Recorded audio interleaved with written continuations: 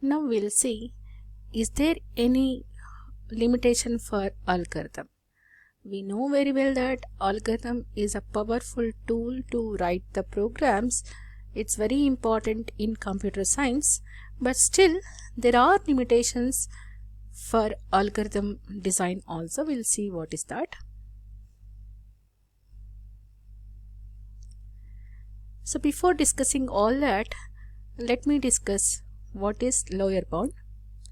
Lower bound is an estimate on a minimum amount of work needed to solve a given problem. For example, if you want to solve any problem, what is the minimum number of computations you are required to do in order to find the solution? That is lower bound. That means if you want to find first largest number in a set of n numbers, what is the number of comparisons you are required to perform, that you are required to count? Or otherwise, to sort array containing n elements, or what is the number of comparisons required to search in a sorted array, number of multiplications needed to multiply n by n matrices. Now lower bound is nothing but an exact count. So lower bound means we are using omega notation. Omega is you have already learned asymptotic notation, big O, omega, theta. So omega is lower bound, big O upper bound. If the algorithm is having a similar order of growth, then you'll be using theta notation. That already you know very well. Tight lower bound, that means algorithm is having tight lower bound if the efficiency of the algorithm is same as that of the lower bound.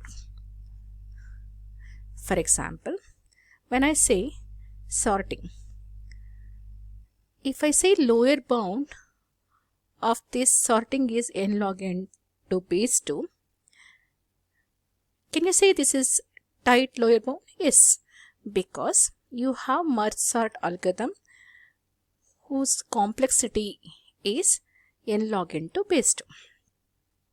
Searching in a sorted array, lower bound is, if I say it is log n to base 2, do you say this is a tight lower bound? Yes, because binary search, in binary search, to find the key element in the worst case, log n to base 2 comparisons is required. Similarly, element uniqueness, do you have tight lower bound n log n to base 2? Yes, you have, because this can be solved in two stages. One, if you have given n elements, arrange that n elements in some order, then check for the uniqueness. So sorting, if you apply merge sort, efficiency is n log n to base 2. To find the uniqueness, number of comparisons is n minus 1 in worst case. So obviously overall efficiency of the algorithm is dependent on most inefficient part, that is sorting part, that is n log n to base 2. But if I say multiplying two integers n digit each, do you say the lower bound is, if I say lower bound is n, is it tight? No, because we don't know such kind of algorithm wherein you can multiply two n digit integer with n number of computations. Similarly, we don't know any algorithm wherein two n cross n matrices can be multiplied with n square computation. Next, so I said lower bound. Then how do you find the lower bound? For that, four methods. One is trivial lower bound. Second one is information theoretic arguments, adversary argument, problem reduction. So trivial lower bound is based on counting the number of items that must be processed in the input in order to generate the output. So that is trivial lower bound.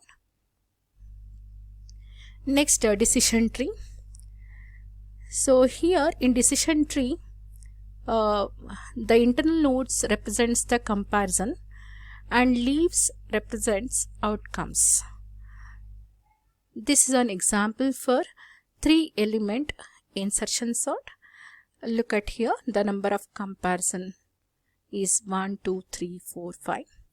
Similarly, here finding the minimum of 3 numbers, the minimum number of comparisons required is 3. That can be established by writing the decision tree. One more example is being given, just go through this. Then adversary arguments. It's a game between the adversary and unknown algorithm. The adversary has the input and the algorithm asks questions to the adversary about the input. The adversary tries to make the algorithm work the hardest by adjusting the input.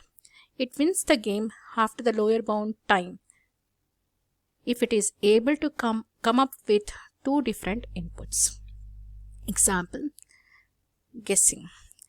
Guessing a number between 1 to n using yes or no questions. This I already discussed in greedy design technique. So here adversary puts the number in a larger of 2 subsets generated by last question. Next, you can get the lower bound by problem reduction. Suppose you have a problem Q which can be reduced to another problem P for which already algorithm exists. Since you already know algorithm for P and its lower bound also, so if you can able to solve Q by applying algorithm P, then the lower bound of Q is approximately equal to lower bound of problem P. So this is you can establish the lower bound by problem reduction. Next one, we'll see classifying problem complexity. So is the problem tractable? That is there a polynomial time algorithm that solves it? Probably the answer may be yes or no also.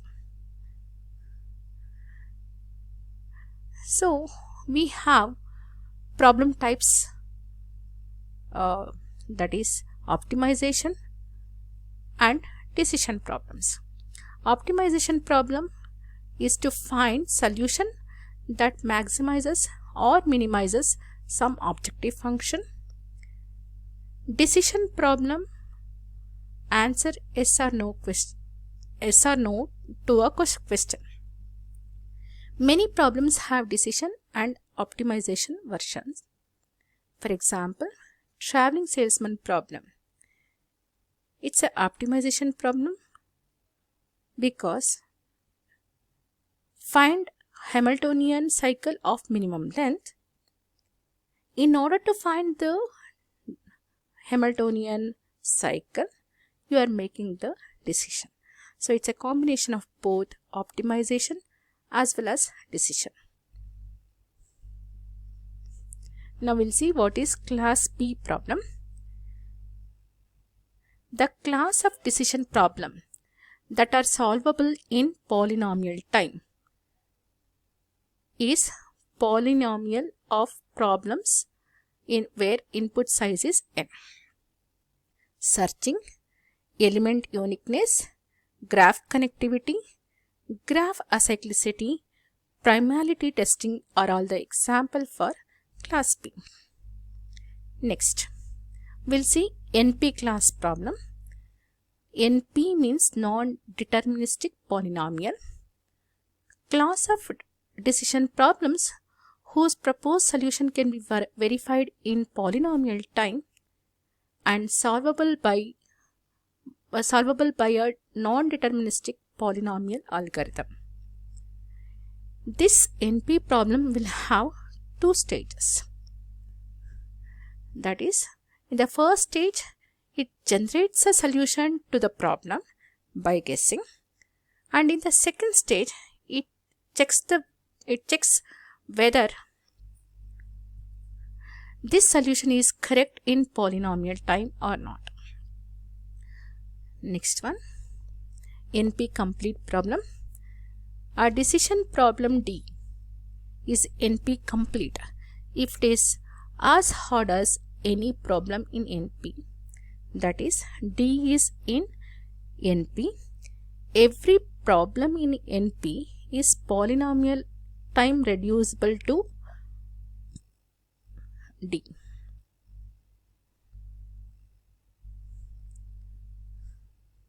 So example here, traveling salesman problem, knapsack, partition, graph coloring are example for NP complete problems. Limitations of algorithm power that I'll summarize once again. Polynomial time algorithm, that is nothing but sorting, searching, which will have the complexity big of nk. Now this cannot take factorial or exponential time. Some problems cannot be solved by any of the algorithm. Some problems can be solved algorithmically but not in polynomial time. Even though solution exists for a problem in polynomial time, there are no lower bounds on efficiency of the algorithm. Efficiency of the algorithm cannot be further improved. So that means problems cannot be solved by algorithm, some problems. But some problems can be solved but not in polynomial time. Even though solution exists in polynomial time, that is lower bound, but efficiency cannot be improved further. So lower bound we have discussed. Lower bound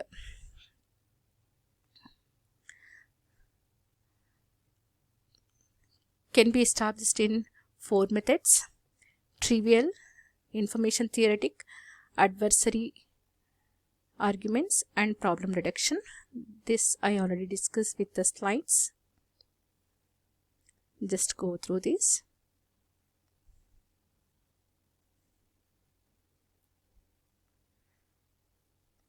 And decision tree is a binary tree that represents only the comparisons of given elements in the array while sorting or searching. In the algorithm, the control transfer, data movement, and all other aspects of the algorithm are ignored. In the decision tree, internal nodes represent the comparison made between the items, and leaf nodes represents the result of the algorithm.